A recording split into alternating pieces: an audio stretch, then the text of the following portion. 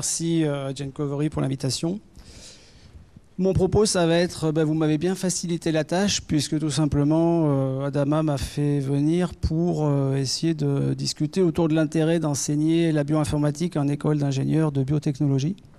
Je crois que je ne vais pas beaucoup m'étendre sur ce sujet, et par ailleurs, l'enseignement qui est indispensable aujourd'hui dans le domaine des biotech, l'enseignement de bioinformatique, eh bien, nous avons la chance de faire intervenir Gencovery, notamment en 3e année, auprès de nos étudiants. Voilà.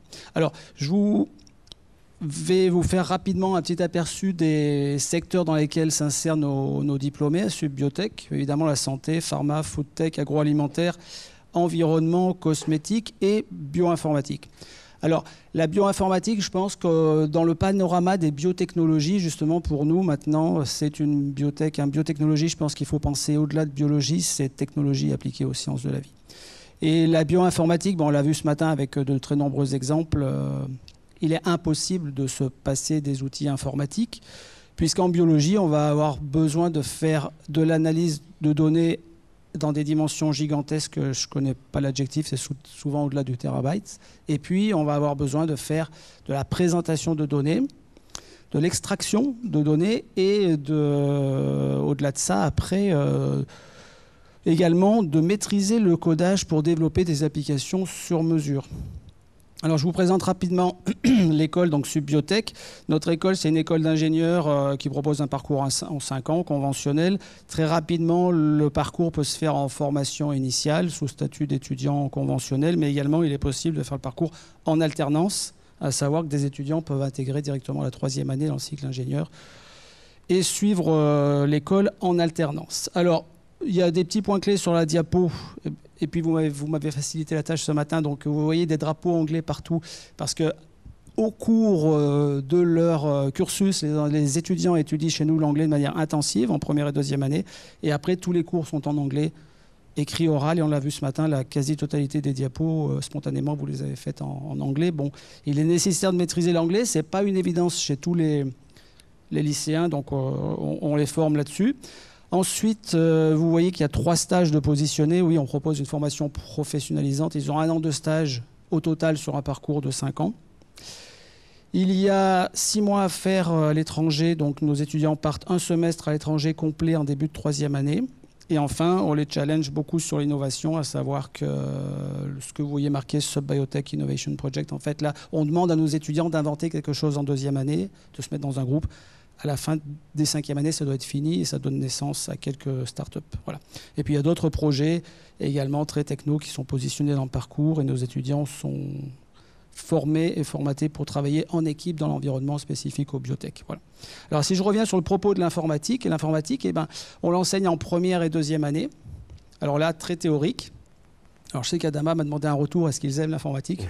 Pas trop, parce que les étudiants qui viennent chez nous, en fait, au démarrage, ils veulent faire essentiellement de la bio, de la biotech, l'ADN, ainsi de suite. Et puis, ils se rendent compte que pour la biologie, il faut faire des mathématiques, de la physique et beaucoup d'informatique. Et alors, en 1e et 2e année, c'est beaucoup d'apprentissage de programmation en Python, mais également un peu de Java, si je ne me trompe pas, il y a du HTML. Et après, en 3e année, on passe sur de l'applicatif et l'équipe d'Adama est intervenue chez nous pour enseigner la bioinfo en 3e année.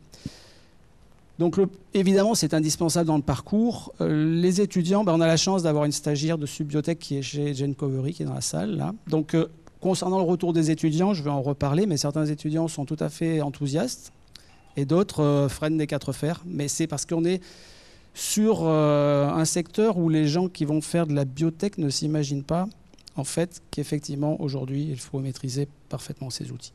Alors les technos, je vous en avais parlé, elles ont évolué considérablement sur les 15 dernières années. Moi personnellement, il y a plus de 20 ans, je travaillais au CEA à Grenoble, j'ai introduit la technologie des puces à ADN sur le site du CEA à Grenoble. Et sur ces puces à ADN, il y avait 10 000 spots de cDNAs. Pour les analyser, c'était impossible. J'aurais bien aimé avoir Constellab, parce qu'en fait, on avait des spots colorés, oui, c'est une chose. Mais après, on utilisait un logiciel qui s'appelait GenPix, et on pouvait juste sortir quelques données. En tout cas, je ne pouvais pas faire parler ces données. Alors que ce que j'en retiens de Constellab, c'est qu'on peut aussi faire parler les données. Donc j'ai trouvé l'outil vraiment très pertinent. Donc les applications, on les a décrites, séquençage, mais également modélisation et prédictif à tous les étages en biotech. Donc évidemment, il est fondamental d'enseigner l'informatique dès le début du parcours. La question ne se pose plus. Et on apprend également à nos étudiants à comprendre ce qu'il y a dans la machine. Alors, ce que j'ai bien aimé aussi dans la présentation de Constellab, c'est que je trouve qu'on a le lien entre une génération qui finalement aime utiliser l'outil informatique, mais n'aime pas trop mettre les mains dans le cambouis. Et en fait, Constellab, c'est très friendly user. En fait, on peut du coup se retrouver avec un système qui, je pense, parle beaucoup aux jeunes générations. Aujourd'hui, on a le défi de l'intelligence artificielle, qui pour nous, en sciences de la vie, enfin pour nous tous ici, est absolument considérable. Et là, donc, la maîtrise de l'informatique est indispensable à tout ingénieur dans tous les domaines, en particulier en biotech.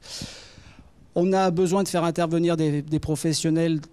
D'ailleurs, les informaticiens qui enseignent chez nous sont des professionnels, donc y compris l'équipe d'Adama en 3e année, tout simplement parce que vous imaginez bien que les enseignants qui sont en place devraient sans arrêt se former. Et le fait de faire intervenir des professionnels, ça nous permet d'avoir des gens qui sont vraiment up-to-date et dans la réalité du sujet, à la fois dans le monde de l'emploi, mais également du point de vue de la connaissance.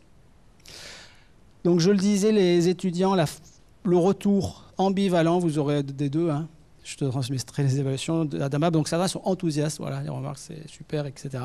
Et puis il y en a qui, en fait, de moins en moins heureusement, mais il y a encore quelques phénomènes qui se demandent pourquoi ils apprennent l'informatique. Mais il y en a très peu.